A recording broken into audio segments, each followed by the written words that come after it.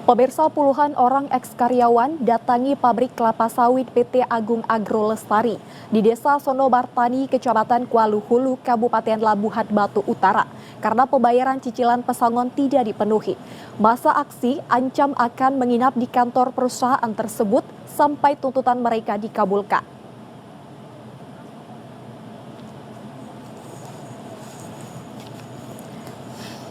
Tidak terima perusahaan melanggar perjanjian pembayaran pesangon yang telah disepakati bersama, puluhan eks-karyawan PT AAL, korban PHK massal, melakukan gelar orasi dan bakar ban di depan pagar kantor perusahaan PT AAL.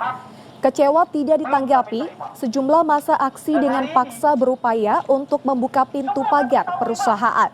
Dalam orasinya, massa aksi eks-karyawan menuntut perusahaan agar membayar sisa cicilan pesangon selama 10 bulan, yang mana per bulan sebesar 10% dari jumlah pesangon dan gaji pokok karyawan.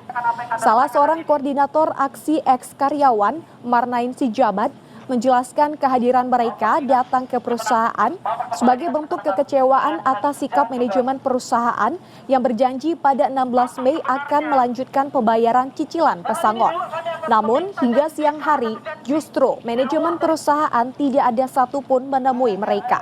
Pada saat pertama pembayar perusahaan masih membayar pesangon PHK sesuai kesepakatan bersama. Namun untuk bulan selanjutnya justru perusahaan mengurangi jumlah cicilan pesangon.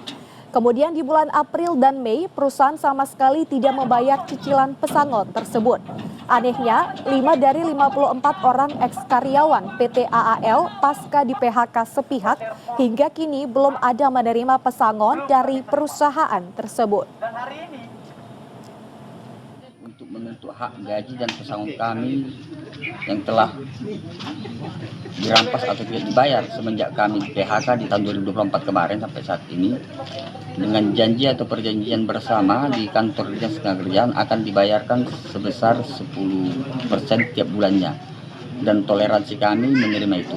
Tapi pada faktanya sampai hari ini di pembayaran bulan Mei, bulan April tidak ada sama sekali, dan di pembayaran sebelum-sebelumnya tidak sesuai dengan janji yang dijanjikan di waktu kami membuat surat perjanjian bersama dengan Bapak Rizal selaku KSO atau owner pabrik PT Agung Agro Lestari saat ini.